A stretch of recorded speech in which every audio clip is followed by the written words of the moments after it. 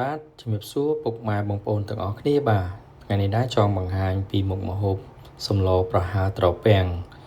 អញ្ចឹងតើមុខម្ហូបនេះមានគ្រឿងផ្សំអីខ្លះហើយសូមពុកម៉ែបងប្អូនរីករាយទស្សនាដូចតទៅបាទជាដំបូងនេះយើងមានបន្លែបាទយើងមានត្រពាំងមាន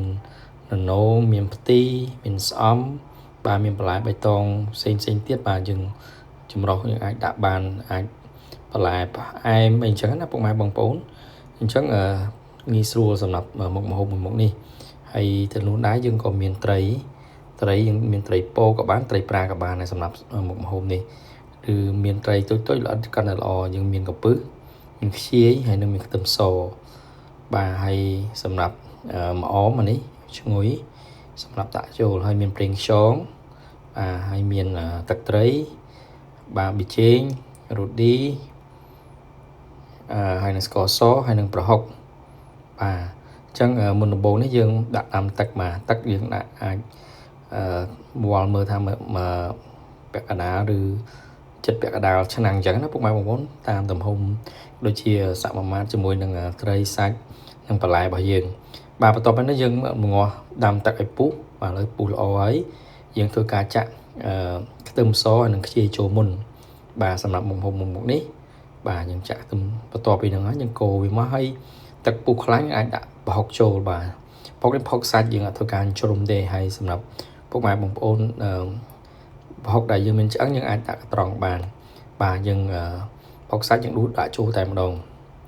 បន្ទាប់មកយើងធ្វើការកូរចូលឡើងមកបាទបន្ទាប់ពីហ្នឹងយើងដាក់ត្រីចូលបាទ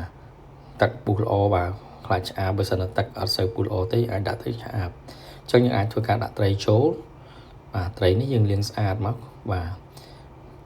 ដាក់ត្រីចូលហើយបន្ទាប់មកយើងដាក់កំពឹសចូលបាទយើងដាក់ត្រីហើយនឹងកំពឹសចូលមុនបាទហើយ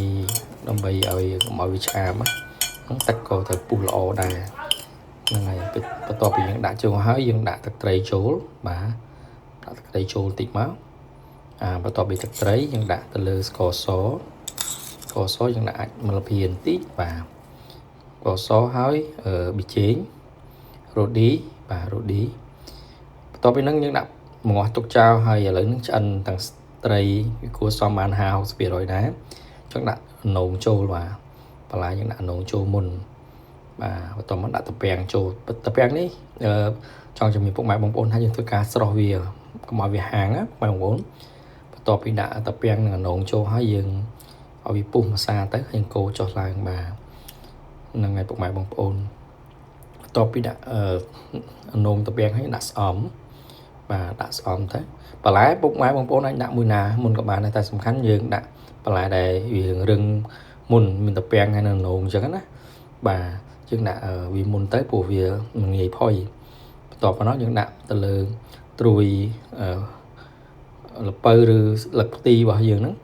បាទល្ពៅផ្ទីត្រួយល្ពៅហើយបន្លែហ្នឹងចម្រុះសម្រាប់បន្លែបៃតងហើយមានបន្លែផ្អែមអញ្ចឹងណាពុកម៉ែបងប្អូនអាចថែមទៅលើបន្លែបៃតងមួយណាបន្ថែមទៅលើមុខម្ហូបមួយនេះក៏បានដែរពុកម៉ែបងប្អូនបាទដាក់ហើយយើងកូរចុះឡើងមក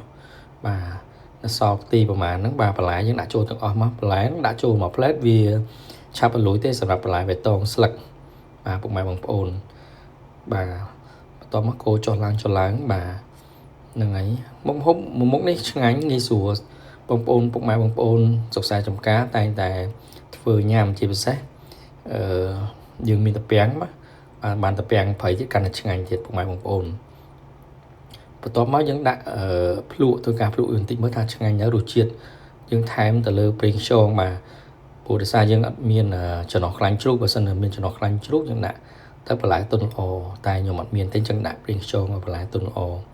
បាទឥឡូវយើងកូរចុះកូរឡើងព្រោះមើលទៅទឹកវាអត់ទាន់ពុះល្អអញ្ចឹងបន្ទាប់មកយើងគ្របចោលឲ្យពុះល្អហើយចុងក្រោយនេះយើងចាក់ទៅលើម្អមចូលឲ្យមានរសជាតិឈ្ងុយបាទចាក់ម្អមចូលបាទមុខម្ហូបនេះឆ្អិនហើយពុកម៉ែបងប្អូនទីទៀតនេះខ្ញុំនឹងធ្វើការដួសដាក់ចានជូនពុកម៉ែបងប្អូនទស្សនាបាទឥឡូវនេះខ្ញុំដួសសពរបៀបដួសដាក់ចានជូនពុកម៉ែបងប្អូនបាទយើងភ្លក់ដែរសម្រាប់សាឡុងមុខនេះបាទរសជាតិឆ្ងាញ់អីសមល្មមហើយយើងអាចទទួលទានជាមួយក្រុមគ្រួសារបាននេះគឺសពរបៀបដួសដាក់ចានបានអញ្ចឹងវីដេអូយើងមានតែប៉ុណ្្នឹងទេពុកម៉ែបងប្អូនទាំងអស់គ្នា បាទជូនពរពុកម៉ែបងប្អូនទាំងអស់គ្នារកទទួលទានមានបានសុខភាពល្អជោគជ័យគ្រប់ភារកិច្ចទាំងអស់សម្រាប់ឆ្នាំថ្មី2026នេះបាទសូមបងប្អូនពុកម៉ែបងប្អូនដែលមិនទាន់បាន Subscribe ជួយ Like និង Subscribe ផងសូមអរគុណសូមជម្រាបលា